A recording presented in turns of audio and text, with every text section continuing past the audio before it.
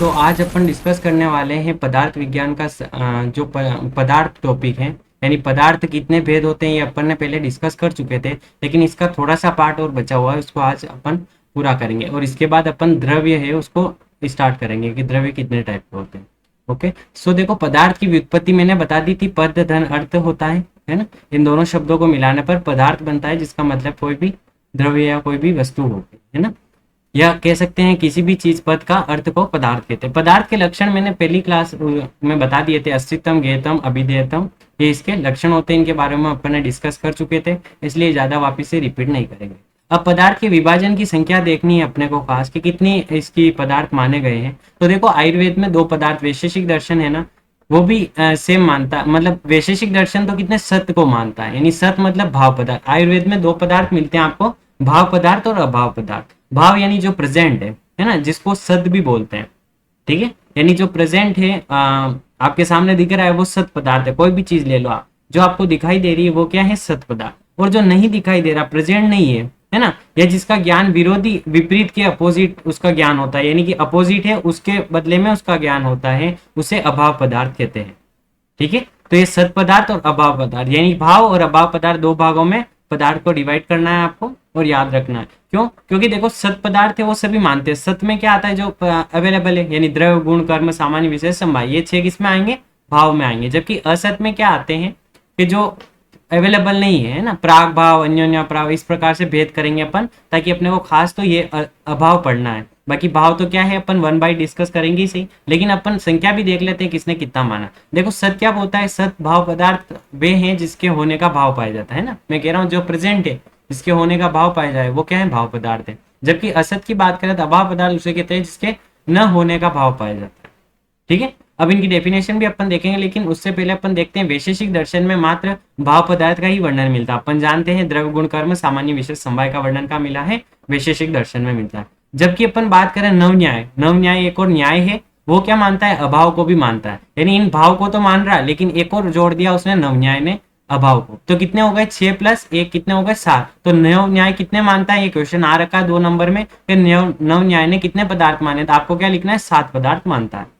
कौन कौन से, 6 तो इसमें हो गए भाव में, ठीक है, जो वैशेषिक दर्शन ने बताया, प्लस एक और अभाव पदार्थ भी मानता है। कौन मानता है, नव न्याय मानता है। अब देखो यहाँ पर भाव पदार्थ की, तो भाव पदार्थ में द्रव्य अपन पढ़ेंगे ही सही, है ना, 1 बाई 1 सारी चीजों को। यही तो पदार्थ विज्ञान के फर्स्ट पार्ट में द्रव्य है, गुण है, कर्म है ना। तो ये चीज अपन 1 बाई 1 देखते रहेंगे अपन, लेकिन यहाँ पर कुछ बेसिक चीजें हैं वो थोड़ी बहुत देख लेते हैं। द्रव्य किसे कहते हैं, नित्य होता है, इसकी अपन डेफिनेशन देखेंगे वैसे तो 1 बाई 1 अपन वहां डिस्कस करते रहेंगे। बजाय अपन, टाइम भी कम है तो अपन पहले अभाव को डिस्कस कर लेते हैं। क्यों? क्योंकि अभाव का डायरेक्ट क्वेश्चन आता है और बहुत हर बार अल्टरनेट आ ही रहा है क्वेश्चन, एक साल छोड़ के दूसरे साल तो पूछता ही है ना। और हर साल अभाव की डेफिनेशन पूछ लेता है, नव न्याय ने कितने पदार्थ माने ये पूछ लेगा।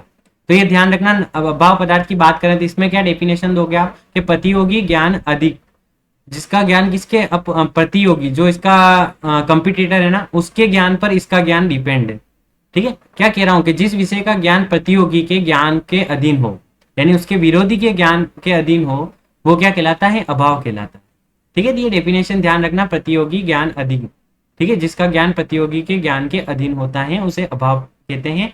किंतु वस्तु का न होना, जैसे कहते हैं ना अपन, अवेलेबल नहीं होता, डिसअपेयर हो गई जो चीज, जैसे मेरे पास टेबल पर बुक पड़ी है, लेकिन जैसे ही मैं इसको उठाकर दूसरी जगह रख दूंगा तो वहां पर क्या होगा, बुक होगी क्या, नहीं होगी। तो इसीलिए मैं क्या कहूंगा, वहां पर टेबल पर बुक का क्या है, अभाव है। तो इस तरह अभाव हो गया, इसका एग्जाम्पल आप समझ सकते हो। जो भी आप समझना चाहो खुद के हिसाब से एग्जाम्पल बनाकर भी समझ सकते हो बुक के अलावा, ठीक है। अब देखो, अपन देख रहे हैं अभाव के भेद देखें, तो अपन ने भाव पदार्थ के देख लिए, 6 भेद होते हैं उसके, द्रव्य, गुण, कर्म, सामान्य, विशेष, समवाय। लेकिन अभाव के भेद देखोगे 2 टाइप मिलेंगे आपको, संसर्गा भाव और अन्योन्या भाव।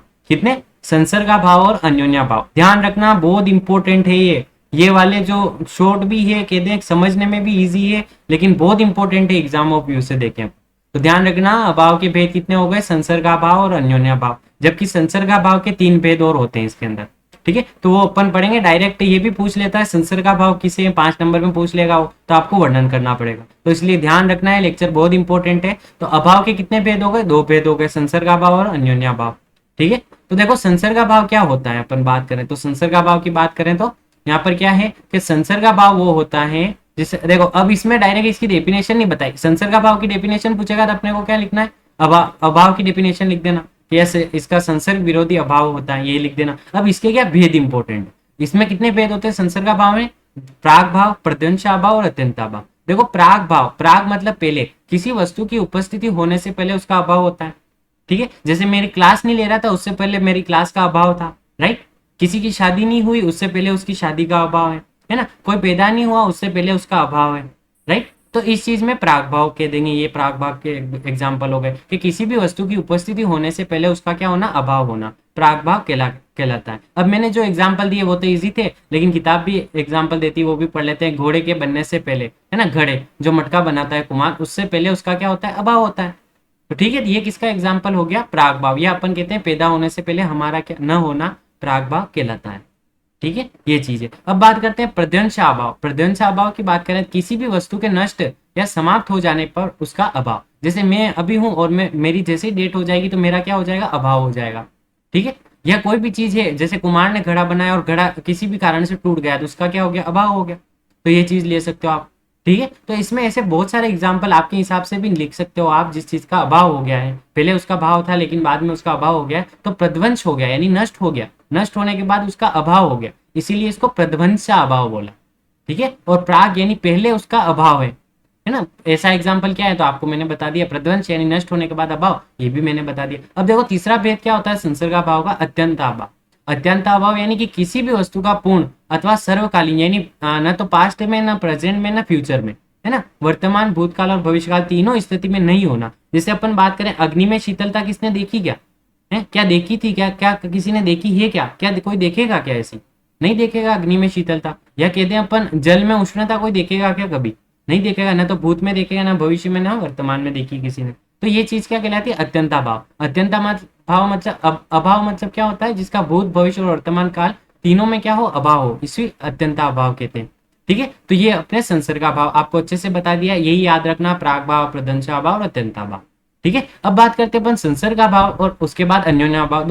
दो भेद पढ़े थे अपन ने अभाव के, तो संसर्गा भाव पढ़ लिया, अब अन्योन्या भाव पढ़ते हैं। तो अन्योन्य, अन्य, अन्य में क्या बोला है, देखो इसका जब संधि विच्छेद करोगे यहाँ पर आएगा अन्य, अन्य अभाव, ठीक है। इसको क्या बोलेंगे, अन्योन्या अभाव, यानी कि जो दो वस्तुएं पारस्परिक भिन्नता हो। जैसे मैं बात करूं घड़े और उसके बाद पट, देखो यहाँ पर घट पट होता है ना, तो घट मतलब घड़ा और पट मतलब जो कपड़ा होता है ना, उसकी बात बोल रहा है, ठीक है। ध्यान रखना है, घट पट बहुत आएंगे आपको, आपके दिमाग में कंफ्यूजन नहीं होना चाहिए इस चीज का। घट मतलब घड़ा हो गया जो मटका है आपका, और वो पट मतलब जो कपड़े हैं आपके, वो हो गए, तो ठीक है। तो देखो घट में पट नहीं हो सकता, इसीलिए कह रहा दो वस्तुओं की पारस्परिक भिन्नता है, यानी घट में, यानी मिट्टी के घड़े में कभी पट यानी कपड़ा हो सकता है क्या, नहीं हो सकता, ठीक है। इसीलिए अन्य अन्य, यानी दोनों अन्य अन्य अलग अलग एग्जाम्पल हो गए। जिस तरह इसने बोला गाय घोड़ा, गाय घोड़ा हो सकती है क्या, और घोड़ा कभी गाय हो सकता है क्या, नहीं हो सकता, यानी दो वस्तुओं पारस्परिक भिन्नता है कि नहीं है। फिर अब कुर्सी टेबल, कुर्सी कभी टेबल हो सकती है क्या, नहीं हो सकती। टेबल कभी कुर्सी हो सकती है क्या, नहीं हो सकती। तो अन्य अन्य में पारस्परिक कोई समानता नहीं होती, भिन्नता होती है उनमें, इसीलिए इसको अन्योन्या अभाव बोलते हैं, ठीक है। तो ये समझ में आ गया संसर्गाभाव और अन्योन्या अभाव, इसका बहुत इंपॉर्टेंट है। संसर्गाभाव के भेद ध्यान रखना, प्राग भाव, प्रदंशा अभाव और अत्यंता अभाव, ठीक है। और क्या है इसका अन्योन्या अभाव के मैंने समझा ही दिया, घट पट नहीं हो सकता, पट घट नहीं हो सकता, गाय घोड़ा नहीं हो सकती, घोड़ा गाय नहीं हो सकता, कुर्सी टेबल। तो ये आप मन से भी लिख सकते हो, ऐसे कोई एग्जाम्पल ये नहीं है कि किताब में जो दे रखा वही लिखो, ठीक है। बस चीज समझ में आनी चाहिए, बाकी आप इलोबरेट कितना भी कर सकते हो इसको, जितने भी नंबर में पूछे, ठीक है। अब वो क्वेश्चन क्या पूछता है यहाँ पर कि देखो पहले तो आपको ऐसे टेबल बनानी है कि एक तरफ आप पदार्थ लिख लो, उसके बाद दो पार्ट कर लेना उसके, एक तरफ भाव पदार्थ, एक तरफ अभाव पदार्थ, ठीक है। भाव पदार्थ में 6 बता देना, द्रव गुण कर्म सामान्य विशेष समवाय। उसके बाद अभाव में कितने बताने हैं, 2 बताने, संसर्गाभाव और अन्योन्याभाव। संसर्गाभाव में कितने बताने, 3 बताने, प्राग भाव, प्रदंशाभाव और क्या बताया, अत्यंताभाव, ठीक है। और अन्योन्याभाव का कोई भेद है ही नहीं, तो ये ध्यान रखना। अब वो क्वेश्चन क्या पूछेगा एग्जाम में कि इस अभाव के आयुर्वेद में क्या यूज है। अब अभाव का कोई आयुर्वेदम यूज हो सकता है क्या, कहीं नहीं मिलेगा इसका आंसर, ध्यान रखना। इस बुक में भी नहीं मिलेगा और दूसरी बुक में भी नहीं दे रखा, मैं खुद परेशान हुआ था इसके आंसर के लिए, ठीक है। क्योंकि 5 नंबर में डायरेक्ट वो पूछता है, ये क्वेश्चन कई बार पूछ रखा है। जब भी अपन क्वेश्चन सोल्व करेंगे पुराने पेपर, तो मैं आपको बताऊंगा उस टाइम पे, देखो कितनी बार क्वेश्चन आया, वो रिपीटेड क्वेश्चन है, सेम क्वेश्चन होता है। अभाव का वर्णन करते हुए क्या अभाव का आयुर्वेद में यूज बताओ। अब मैं आपको आयुर्वेद में यूज बताता हूँ इसका, कि देखो कोई भी जैसे प्राग भाव, प्रदंशाभाव और अत्यंताभाव का आपको एग्जाम्पल देके बताना पड़ेगा। तो आप आयुर्वेद में कैसे बताओगे, कोई भी डिजीज अभी मुझे नहीं है, जैसे मैं डायबिटीज की बात करूँ तो डायबिटीज मुझे अभी नहीं है, तो ये कौन सा हो गया, उसका अभाव है अभी, यानी पहले मतलब कि कह सकते हैं पहले नहीं थी लेकिन अभी है, पहले नहीं थी इसलिए पहले नहीं थी तो प्राग अभाव हो गया। ठीक है, अभी मैं स्वस्थ हूँ लेकिन मतलब अभी तो मैं बीमार हूँ लेकिन पहले मुझे कोई डिजीज नहीं थी, ये किसका एग्जाम्पल हो गया, प्रागभाव। तो ऐसे कई एग्जाम्पल आप आयुर्वेदा में लिख सकते हो कि अभाव का क्या इंपॉर्टेंट। अब बात करते हैं प्रध्वंस अभाव, जैसे मुझे अभी फीवर हो गया, ठीक है, लेकिन आगे आने वाले समय में क्या वो ठीक हो जाएगा, है ना, जैसे मैं टेबलेटें लूंगा जो भी लेना है मुझे लूंगा तो वो ठीक हो गया, तो ये क्या होगा, प्रध्वंस अभाव का एग्जाम्पल हो गया, है ना। क्यों, क्योंकि वो समय अभी तो थी लेकिन बाद की बात करें जब वो नष्ट हो गई उसके बाद तो उसका अभाव हो गया ना। तो यही चीज आप आयुर्वेदा के या कह सकते हो अभाव का आयुर्वेदा में यूज लिख सकते हो। फिर अत्यंत अभाव ऐसी कोई भी, ये अग्नि वाला एग्जाम्पल लिख लो, ये भी तो अपने महाभूतों से रिलेटेड है, महाभूत का आयुर्वेद में वर्णन तो मिलता है ना, तो ये चीज आराम से लिख सकते हो, कोई भी महाभूत का लिख दो, जैसे अग्नि या कोई भी जल ले लो, उसमें शीतता है ना, अग्नि में शीतता और जल में क्या लोगे, उष्णता कभी नहीं होती है, तो ये चीज आप अभाव लिख सकते हो। ठीक है, अब ये अन्योन्य अभाव में कोई भी दो डिजीज ले लो, ठीक है, कोई अपोजिट डिजीज ले लो जिसका आपस में कोई रिलेशन नहीं हो, ऐसे कोई भी एग्जाम्पल आप चीज समझ गए उसके बाद आराम से कोई भी डिजीज का एग्जाम्पल आराम से दे सकते हो। ठीक है, तो ये चीज बहुत इंपॉर्टेंट है, आपको मैं सोल्व कराऊंगा, कई क्वेश्चन मिलेंगे इसके। अब बात करते हैं अपन पदार्थ कितने माने, तो ये मैंने दर्शन में भी बता दिया था, न्याय दर्शन में 16 पदार्थ माने अपन डिस्कस कर चुके हैं। नव न्याय की बात करें तो देखो कितने, 6 तो माने इसने, 6 भाव पदार्थ मानता है और एक और क्या मानता है, अभाव मानता है, इसलिए कितने हो गए, 7 पदार्थ हो गए। ठीक है, फिर सांख्य दर्शन की बात करें कितने, 25 मानता है, 25 तत्व या 25 पदार्थ मानता है। योग की बात करें तो कितने, 26 मानता है, 25 में एक ईश्वर मानता है, तो एक 25 प्लस एक ईश्वर हो गया तो कितने, 26 हो गए। जैन दर्शन की बात करें तो कितने हो गए वहां पर, 7 मानता है। ठीक है, 7 मानता है, 7 पदार्थ, ध्यान रखना, जैन दर्शन कितने, 7 पदार्थ मानता है। जीव अजीव आश्रय ये सारे बात कर चुके हैं अपन दर्शनों में। फिर वेदांत दर्शन की बात करें तो कितने, 2 पदार्थ मानता है, ध्यान रखना, 2 पदार्थ मानता है, आत्म रूप और अनात्म रूप। वहां पर एक ही लिख रखा था, ध्यान रखना, वेदांत दर्शन कितना, वहां दर्शन पढ़े थे, वहां पर करेक्शन कर लेना आप।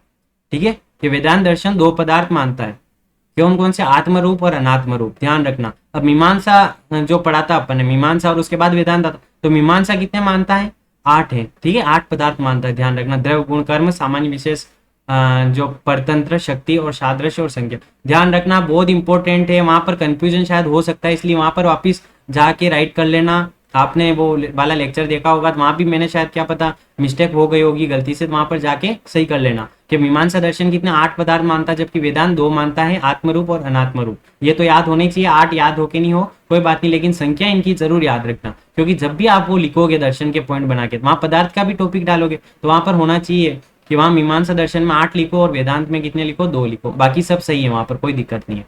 ठीक है, तो ये चीज थी। फिर देखो रामानुजाचार्य का भी पूछ रखा है एक बार, कितने पदार्थ मानता है, बस ये पूछता है कितने मानता है, 3 पदार्थ मानता है।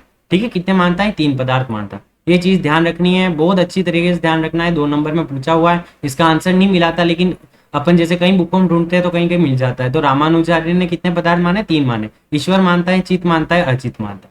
ठीक है, चित अचित और ईश्वर मानता है, तो ये ध्यान रखना बहुत इंपॉर्टेंट है। ठीक है, अब अपन बात करेंगे इसके द्रव्य के बारे में बात करेंगे, जैसे अपन ने भाव पदार्थ पढ़ लिए। ठीक है, अब बात करेंगे अपन उसके द्रव्य के बारे में कि द्रव्य जैसे द्रव्य की बात करेंगे, फिर गुण की बात करेंगे, फिर कर्म की बात करेंगे, तो इस तरह अपना जो आगे चलता रहेगा और पदार्थ विज्ञान का जो फर्स्ट पार्ट है वो अपन पूरा कर लेंगे। ठीक है, तो अभी अपन क्या बात करेंगे, सिर्फ द्रव्य की बात करेंगे कि द्रव्य के भेद कितने होते हैं, द्रव्य की डेफिनेशन, व्युत्पत्ति क्या होती है, ये सारी चीजें अपन इस लेक्चर में डिस्कस करेंगे। अभी अपन ने भाव पदार्थ और ये सारा पढ़ लिया, अब अपन क्या डिस्कस करेंगे कि ये जो द्रव्य है उसके बारे में।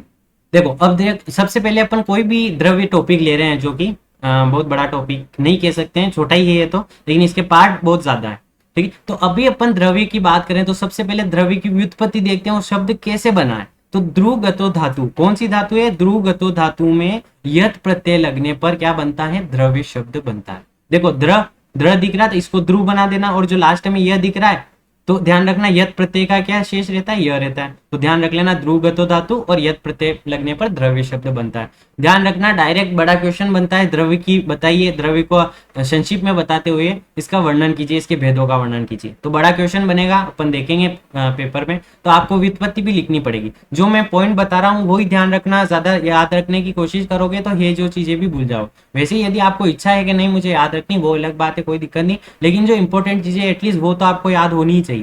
ठीक है, अब बात करते हैं अपन व्युत्पत्ति की, तो अपन ने बात कर ली ध्रुवगतो धातु में यत प्रत्यय लगने पर द्रव्य शब्द बनता है। अब देखो इसकी निरुक्ति लिख रखी, यहाँ पर आप पॉइंट डालना निरुक्ति, तो इसकी निरुक्ति क्या होती, द्रवति गच्छति परिणाम इति द्रव्यम, क्या होती है, द्रवति गच्छति परिणाम इति द्रव्यम, मतलब कि द्रव गच्छति यानी कि किधर परिणाम की ओर, गच्छति यानी जाता है। देखो यहाँ पर हिंदी में देखो, वह पदार्थ जो परिणाम की ओर, परिणाम को प्राप्त होता है, यानी कोई भी द्रव्य है वो किसी परिणाम को तो प्राप्त होगा ना, तो ये क्या कहलाता है, द्रव्य कहलाता है।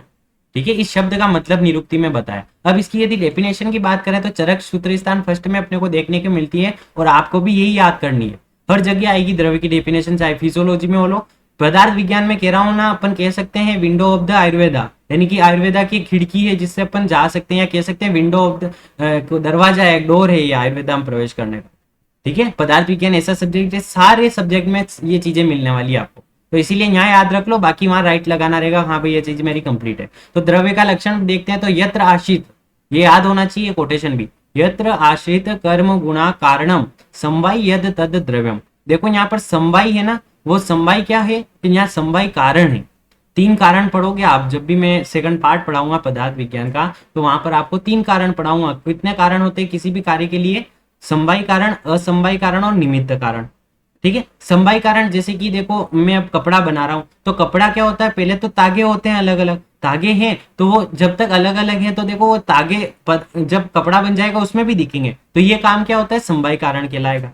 लेकिन देखो मैं जो तागों का आपस में सहयोग है, जैसे वो मशीन होती है ना जो तागों को, बहुत सारे तागों को एक जगह इकट्ठा करके रखती है, तो वो संयोग है, तो ये असमवाय कारण कहलाता है।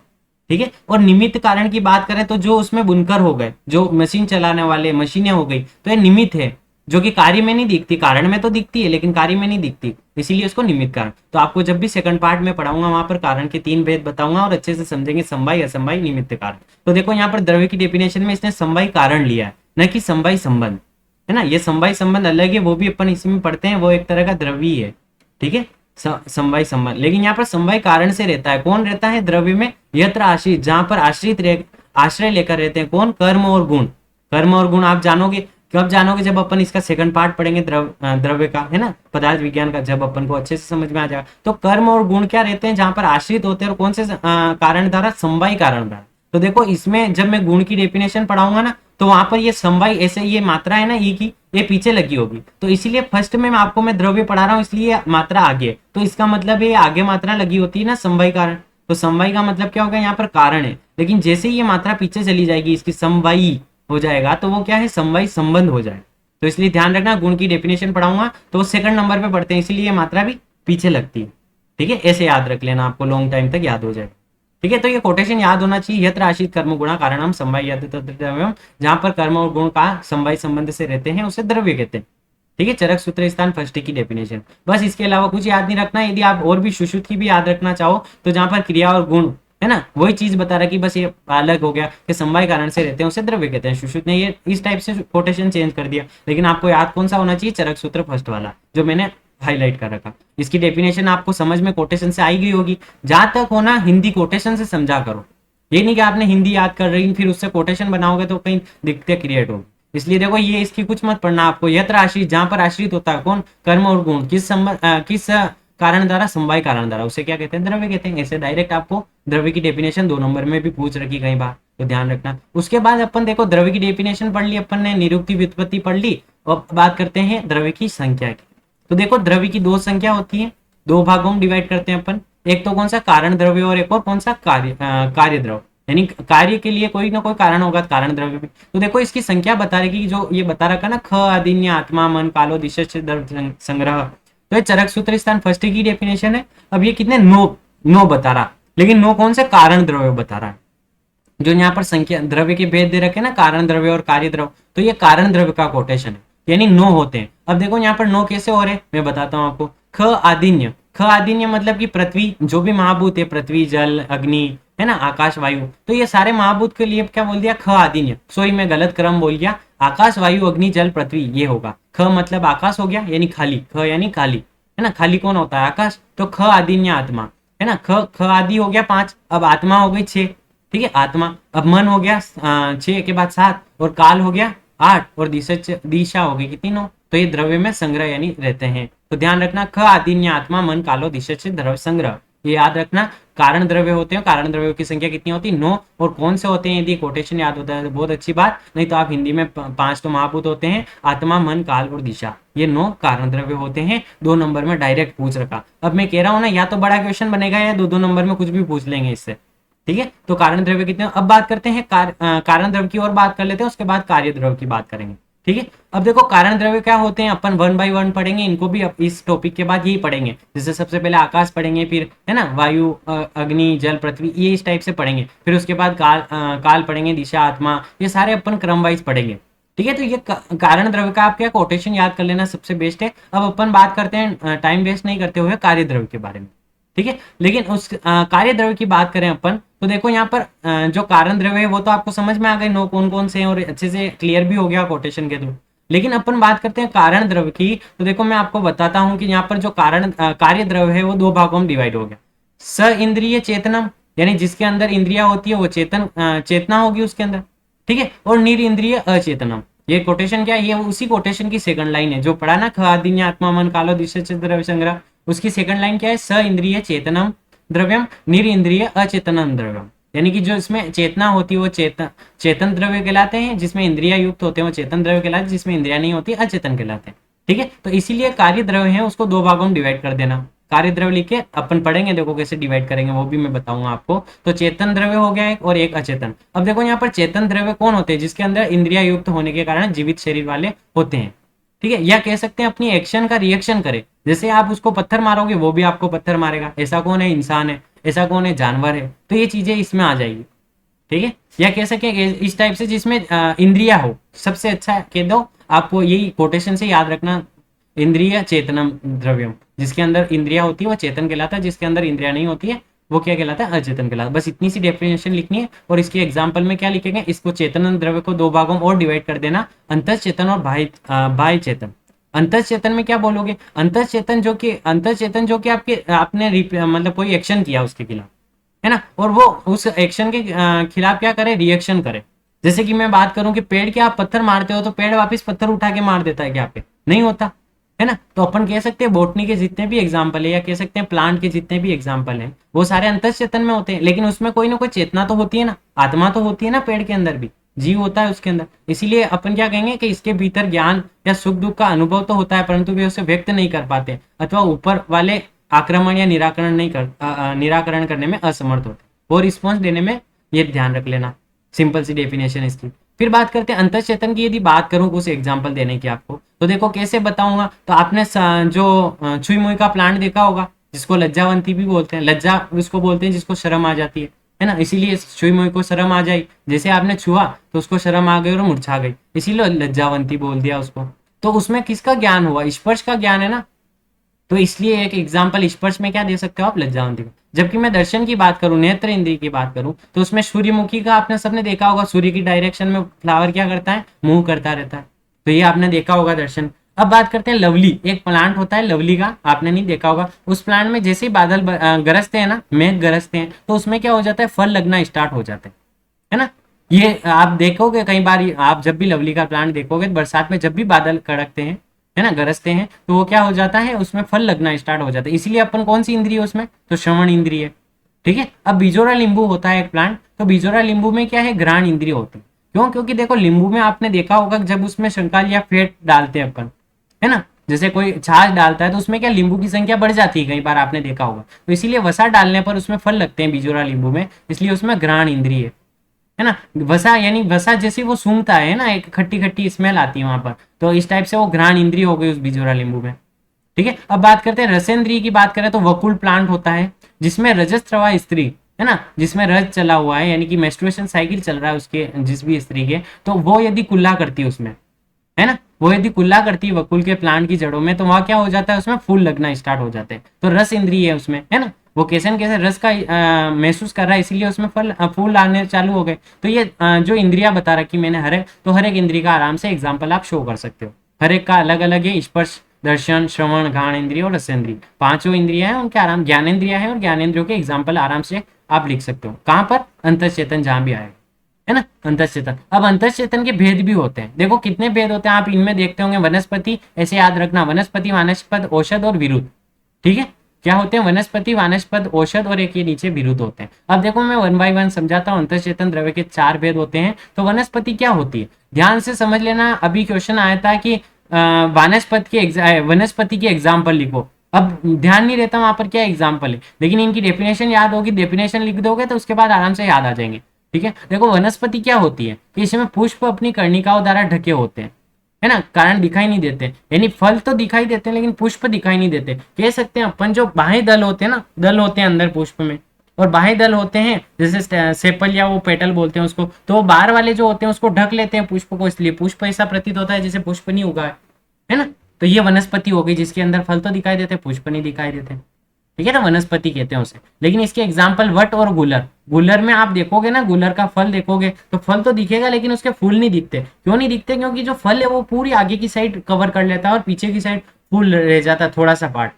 ठीक है, तो वो दिखाई नहीं देता अपने को बिल्कुल। तो इसलिए उसमें वट और गुलर को वनस्पति में डाल देंगे। तो वनस्पति का मतलब समझ में आ गया होगा। ये किसमें आ रहे हैं, अंतःचेतन में अपन 4 भेद पढ़ रहे, उसमें से वनस्पति फर्स्ट। अब देखो वानस्पत क्या होता है, जिसके अंदर फूल और फल दोनों प्रत्यक्ष रूप से आपको दिखाई देंगे।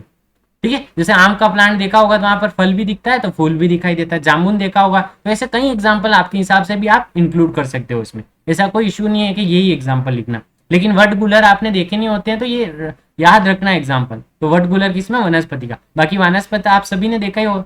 अब इसी वानस्पत की जगह सुश्रुत ने क्या वृक्ष यूज किया है, वानस्पत की जगह वृक्ष यूज किया गया है ना, किसने, सुश्रुत ने। तो ये बात भी आपको याद होनी चाहिए। थोड़ा जीके है मतलब आयुर्वेदिक का, तो याद रख लेना। फिर औषध की बात करें तो औषध क्या होता है, जो धान होते हैं ना, जो गेहूं चना, तो ये क्या करते हैं, एक सीजन में ही तो होते हैं, एक सीजन के बाद नष्ट हो जाते हैं। जैसे पके और उसके बाद नष्ट हो गए और उसके बाद आपने मशीन से निकाल लिया उनको। ठीक है, तो ये क्या होते हैं, फल पकने पर नष्ट हो जाते हैं, उसे औषध बोलते हैं। जैसे आप बहुत सारे खेती करते हो, जिनके भी खेती करते होंगे या आसपास खेती करते हुए देखा होगा, जो गेहूं चना ये एक ही वर्ष में होते हैं और एक नष्ट हो जाते हैं जैसे पकते हैं उसके बाद। विरुद्ध की बात करें तो आपने जितनी भी लताएं देखी होगी, जैसे गिलोय की बात कर लूं, गिलोय की भी तो लता होती है ना। तो जैसे मनी प्लांट की लता होती थी, ये एग्जाम्पल आराम से विरुद्ध के होते हैं। तो आपको अच्छे से समझा दिया मैंने, वनस्पति, वानस्पत, औषध और विरुद्ध। ध्यान रखना वनस्पति और वानस्पत में अंतर ध्यान रखना। वनस्पति में केवल पुष्प ढके होते हैं इसलिए दिखाई नहीं देते, फल दिखाई देते हैं। वानस्पत की बात करें तो फल फूल दोनों दिखाई देते हैं। और वनस्पति की एग्जाम्पल ध्यान रखना, वट और गुलर। अभी जो लास्ट ईयर का एग्जाम हुआ था उसमें आया था ये क्वेश्चन कि वनस्पति के एग्जाम्पल लिखो। ठीक है, तो ये ध्यान रखना। फिर बात करते हैं अपन, देखो मैंने अंतःचेतन की बात कर ली तो बाह्य चेतन की बात करते हैं। बाह्य चेतन यानी जैसे आप थप्पड़ मारोगे तो वो वापिस आपको जोर से थप्पड़ वो भी रिस्पॉन्स करेगा। ठीक है, तो देखो यहाँ ये बात बता रहा है, चेतना बाह्य और आभ्यंतर दोनों होती है ना, वो रिस्पॉन्स करता है। जैसे मैं बात करूँ किसी भी प्लेसेंटल की, है ना, जरायुज की बात करूँ, जैसे मनुष्य की बात कर ली अपन ने, तो वो वापिस रिस्पॉन्स करता ही है आपकी, इसीलिए उसको बाह्य चेतन बोलते हैं, या बाह्य आभ्यंतर चेतन दोनों होती है उसमें। ठीक है, दोनों बोल सकते हो आप, कोई दिक्कत नहीं। फिर इसके यदि भेद बात करें तो इसमें कितने, 4 भेद होते हैं, उसमें भी 4 भेद थे, इसमें भी 4 भेद। ध्यान रखना, जरायु जिनके प्लेसेंटा के द्वारा जन्म लेते हैं जरायुज कहलाते हैं। अंडज जो ओवम के मतलब अंडे के थ्रू, जैसे सांप है ना, पक्षी, ये जो भी हो गए तो अंडज में आ जाएंगे। स्वेदज जो पसीने से, जैसे आपके पसीना स्वेट आता है तो उसमें जानते हो आप बैक्टीरिया और ये सारे जनरेट हो जाते हैं, है ना, फंगस हो जाता है, और ये क्या नाम, जो भी है मतलब प्रोटोजोआ, ये सारे उत्पन्न हो जाते हैं वहाँ। तो जो ये काय में आ जाएंगे, स्वेदक में एग्जाम्पल आ जाएंगे। उद्बीज, ये भी चौथा टाइप है, वहाँ यहाँ पर लिख नहीं रखा लेकिन ध्यान रखना चौथा है ये, जरायुज, अंडज, स्वेदज और उद्बीज। उद्बीज क्या है, जो उत्पन्न होते हैं, धरती फाड़ के उत्पन्न होते हैं। कौन कौन, इंद्रगोप। इंद्रगोप आप बरसात के दिनों में देखते होंगे, वीरवहुटी जो रेड कलर की निकलती है, बिल्कुल सॉफ्ट होती है और चलती है, तो थोड़ा से स्पर्श से मर जाती है बेचारी, आपने देखी होगी, है ना। या मेंढक का ले लो, तो मेंढक भी तो जमीन फाड़ के निकलता है, मतलब नीचे से निकल रहा है ऐसा प्रतीत होता है, तो वो उद्बीज में आ जाएगा।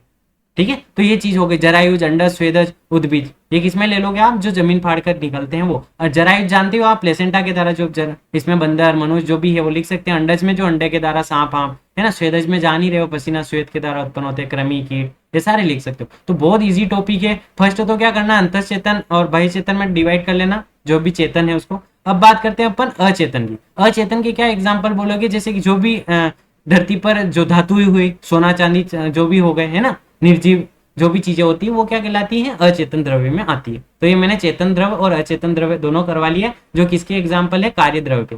कार्य द्रव्य के कितने, 2 भागों में डिवाइड किया, चेतन द्रव्य और अचेतन द्रव्य। चेतन में कितने, 2 किए वापिस, बाह्य चेतन और आभ्यंतर चेतन के भी 4 किए थे और बाह्य चेतन के भी 4 किए थे। तो ये देखो वापिस से मैं पढ़ाऊंगा आपको एक और, अभी लास्ट में रिवाइज कर लेंगे इसका। अब बात करते हैं द्रव्यों के अन्य भेद, यानी इन दो अलावा, यानी चेतन और चेतन के अलावा भी और भेद किए हैं, है ना, अपने ऋषि मुनियों ने। क्या भेद किए? योनि, यानी किससे उत्पन्न हो रहा, क्या योनि रही उनकी। तो जैसे बात करें 3 योनि होती है, योनि भेद से द्रव्यों के कितने भेद होते हैं, तो डायरेक्ट 2 नंबर में पूछ रखा है ये क्वेश्चन भी। योनि भेद से द्रव्यों के कितने भेद होते हैं? 3 भेद होते हैं, जांगम, ओदबीज और पार्थिव। देखो वही बात है जो ऊपर इसने की, लेकिन इसको अलग तरीके से बता दिया। जांगम क्या होता है? जो जंतु होते हैं, एनिमल होते हैं ना, उनसे जो द्रव्य मिलते हैं अपन को या मेडिसिन मिलती है, उसको क्या बोलते हैं? जांगम।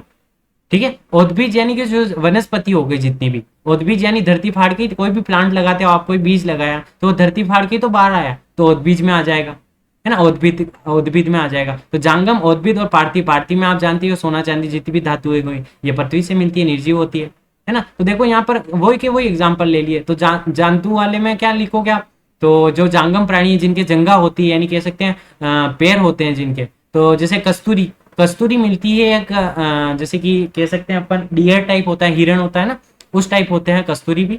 तो हिमालय क्षेत्रों में होती है, आपने देखी होगी कई बार मूवी वगैरह में देखते हैं। तो कस्तूरी के क्या, नाभि से ऊपर कस्तूरी मिलती है ना, वैसी होती है अंदर ही उसके, और वो जब मर जाती है तो कस्तूरी को निकाल देते हैं काट कर।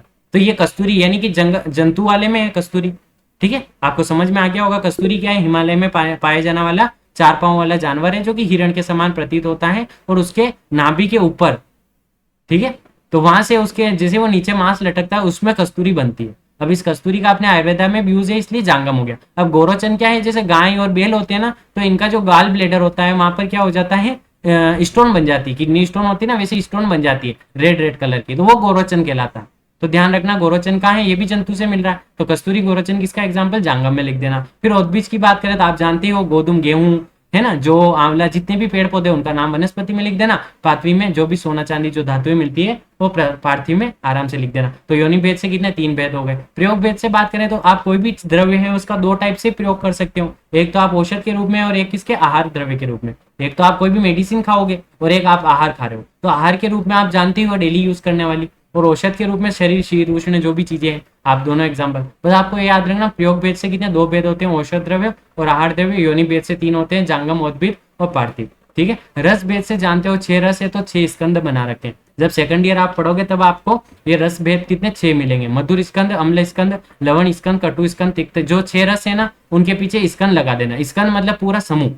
जब डीजी यानी द्रव गुण की सब्जेक्ट पढ़ोगे आप सेकंड ईयर में, वहां पर भी रस भेद से 6 भाग डिवाइड कर रखे, वही रस के नाम लिख रखे, लेकिन स्कंद मतलब पूरा समूह, यानी जितने भी मीठे पदार्थ होंगे, मीठे फल हुए, वो सभी इसमें आ जाएंगे। तो इस टाइप से 6 रस हो गए। तो रस भेद से कितने? 6 प्रकार के होते हैं। ठीक है। अब देखो यहाँ पर अपन और देख लेते हैं यदि कुछ हो तो।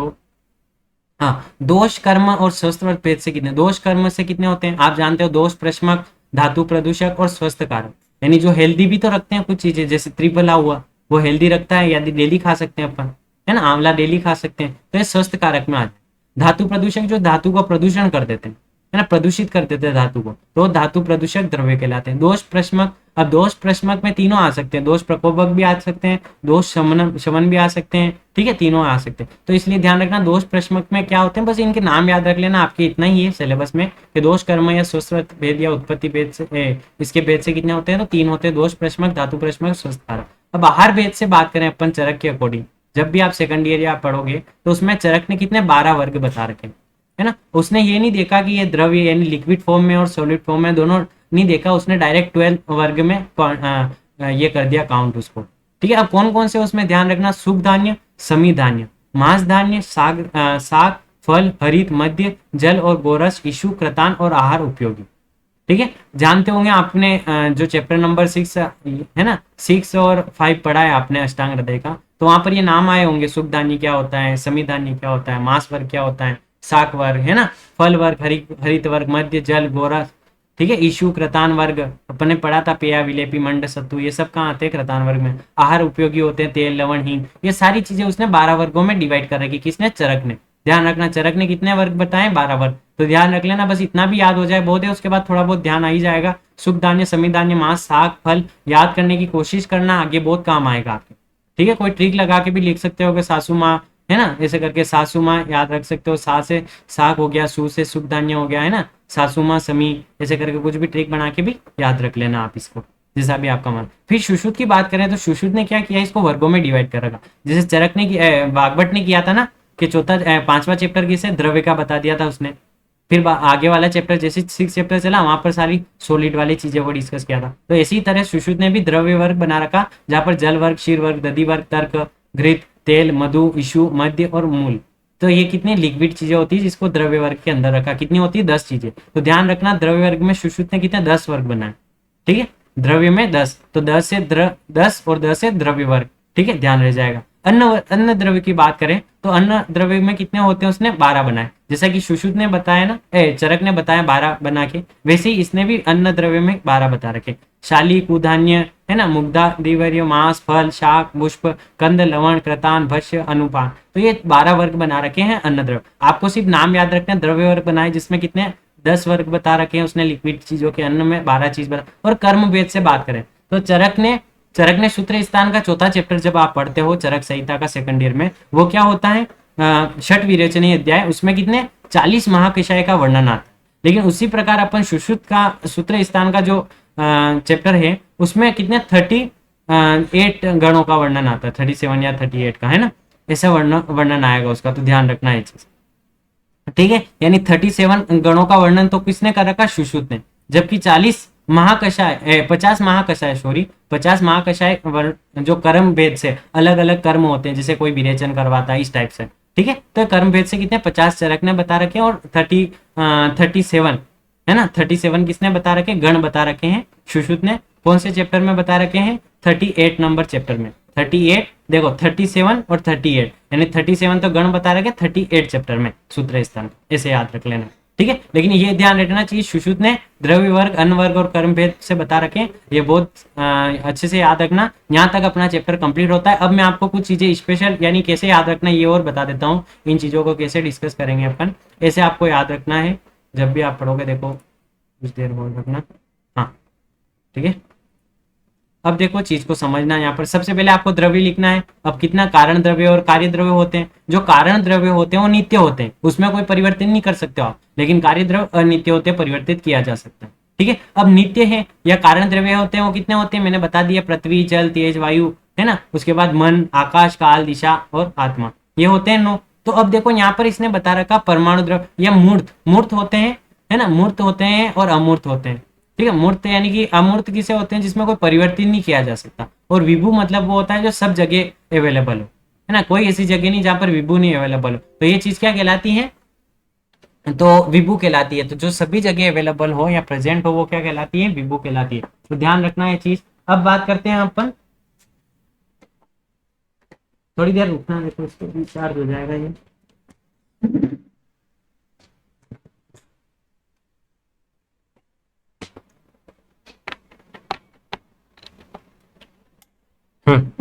तो देखो यहाँ पर अब बात करें अपन, एक तरफ तो अपन ने देख लिया कि कारण द्रव्य 9 होते हैं, उसमें भी देख लिया जो पृथ्वी, जल, तेज, वायु और मन, है ना। मन क्या होता है, मूर्त होता है। ध्यान रखना ये 5 बता रखे, लेकिन इसमें जो आकाश होता है ना, आकाश सभी जगह होता है, उसमें कोई अमूर्त होता है ना। तो अमूर्त होता है आकाश, काल, दिशा, आत्मा, और ये विभू होता है, सभी जगह अवेलेबल होता है। जो मन है वो मूर्त होता है, ध्यान रखना, है ना, विभू नहीं होता मन। तो ध्यान रखना, जो 4 बता रखे वो इसमें ध्यान रख लेना। उसके बाद देखो अपन बात करते हैं कार्य द्रव्य की। तो कार्य द्रव्य की बात की थी अपन ने, तो चेतन द्रव्य और अचेतन की बात की थी। ध्यान है ना आपको, देखो थोड़ा छोटा कर लेते हैं आप इसको। अब देखो यहाँ पर चेतन द्रव्य अचेतन की, चेतन में मैंने अंतर चेतन और बाह्य चेतन बताया था। अंतर चेतन में 4 भेद बताए थे, वनस्पति, वानस्पति, औषध और विरुद्ध। ठीक है, अब बात करते हैं निरिंद्री की। बात की थी तो अपन ने खनिज देखा था, जिसमें अचेतन में आ गए थे खनिज, है ना, धातु, अधातु सारे। और बाह्य चेतन की बात करें यदि चेतन द्रव्य में, तो जरायुज, अंडज, स्वेदज, उद्भिज, ये इस तरह आपको याद रखना है। ठीक है, तो ये चीज थी। उसके बाद यदि और आप वो अन्य भेद देखे थे अपन ने, वो चीज यदि देखना चाहते हो तो वो भी देख लो। देखो योनि भेद से जांगम द्रव्य, उद्भिद द्रव्य और भौम द्रव्य यानी पार्थिव द्रव्य हो गए। प्रयोग भेद से औषध और आहार के रूप में करते हो। रस 6 प्रकार के होते हैं, उनकी स्कंद लगाना है। दोष कर्म या सुश्रुत से देखें अपन तो दोष प्रकोप, धातु प्रशोषक और स्वस्थ कारक की बात करते हैं। आहार द्रव्य की बात की थी तो सुख, कितने चरक ने कितने बताए थे, 12 बताए थे। सुख, समी, मांस, शाक, फल, हरित, मध्य, जल, गोरस, इशु, कृतान और आहार उपयोगी। जबकि सुश्रुत ने कितने वर्ग बना रखे, द्रव्य वर्ग, अन्न वर्ग और कर्म वर्ग। द्रव्य वर्ग में 10, अन्न में 12, कर्म में उसने 37 चैप्टर में 37 गण बताया 38 चैप्टर में, ठीक है, इस तरह से याद रख लेना। और चरक ने कितने 50 बता रखे, महाकाशयों का वर्णन मिलता। तो ये इस तरह अपना चैप्टर ये वाला कंप्लीट होता है।